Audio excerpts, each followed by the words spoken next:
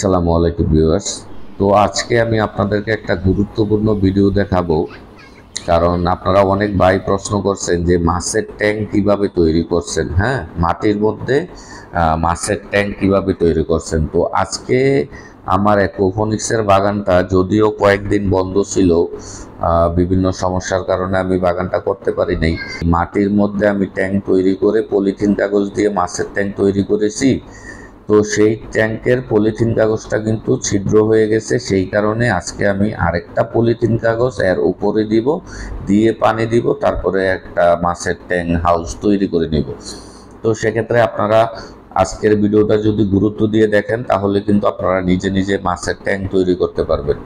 এই যে দেখতেছেন ট্যাঙ্কটা, এখানে কিন্তু ঢালু করা আছে। যদি একটু লক্ষ্য করে দেখবেন যে পুরোটা মাছের ট্যাঙ্ক মাটিটা এরকমভাবে ঢালু করা হয়েছে যাতে পুরো ট্যাঙ্কের ময়লাটা আমার মাছ বরাবর একটা গর্তে এসে জমা হয়। এই যে মাছ বরাবর যে গর্তটা দেখতেছেন, তো এইখান থেকে যদি আমি মোটরের যেই পাইপটা, পানির আউটলাইনের যে পাইপটা যদি আমি মাছ বরাবর দেই, তো পুরো ট্যাঙ্কের ময়লাটা যখন মাছ বরাবর আসবে, এখান থেকে মোটর তার ময়লা সহ পানিটা উঠায় নিবে, তখন কিন্তু মাছের ট্যাঙ্কটা পরিষ্কার থাকবে।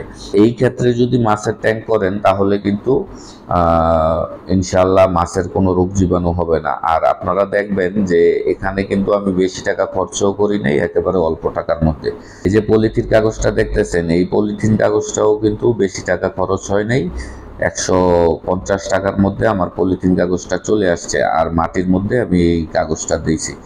তারপরে কিন্তু মাছের ট্যাঙ্কটা তৈরি হয়ে নিছে। তো পলিথিন কাগজটা আমি সেট আপ করে দিলাম, দেওয়ার পরে এখানে কিন্তু আমি পানি ছেড়ে দিলাম। আমার এই ভিয়েতনামি কই মাছের পোনাগুলো এখানে ফেলবো। তারপর এখানে আমি আরও কিছু তেলাপিয়া মাছের পোনা ছাড়বো। এখানে এখানে ভিয়েতনামি কই মাছও থাকবে এবং কি তেলাপিয়া মাছও থাকবে।